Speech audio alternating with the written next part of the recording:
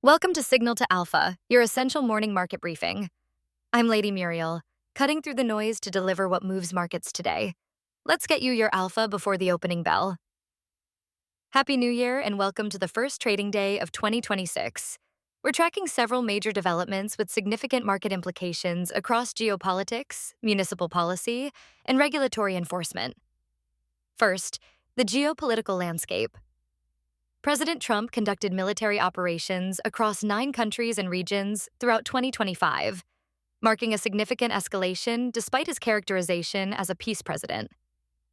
Notable strikes included Operation Midnight Hammer in June, where B-2 stealth bombers targeted 3 Iranian nuclear sites, decimating Tehran's nuclear capabilities according to Pentagon assessments.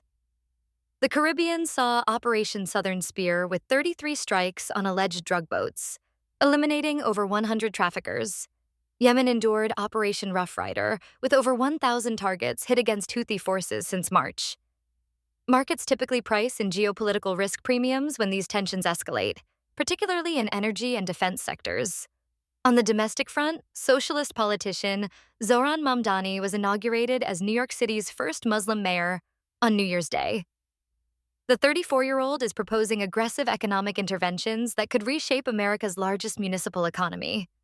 His agenda includes a $30 minimum wage by 2030, city-owned grocery stores operating at wholesale prices, free bus rides costing over $700 million annually, and free childcare for families with children up to 5 years old.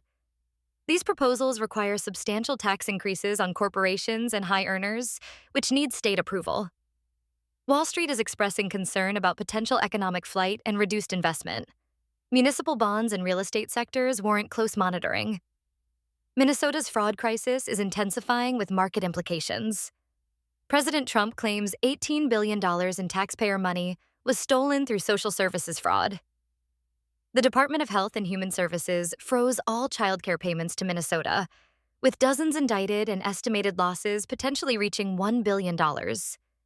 New paid leave legislation taking effect today creates additional vulnerability concerns. Critics warn the program lacks adequate fraud oversight and could become the next billion-dollar scandal. This signals broader scrutiny of state-administered programs nationwide. In regulatory news, a federal appeals court ruled Trump can enforce budget provisions cutting Medicaid funding to Planned Parenthood clinics in 22 states for 1 year. The decision came from 3 Democratic appointees, signaling potential bipartisan acceptance of congressional spending restrictions.